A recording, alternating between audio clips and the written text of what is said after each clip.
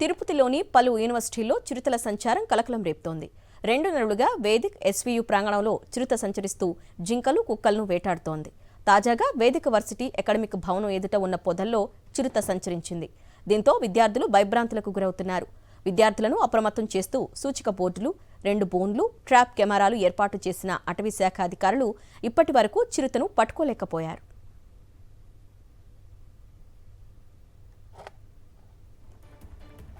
తిరుపతిలోని పలు యూనివర్సిటీల్లో చిరుతల సంచారం కలకలం రేపుతోంది.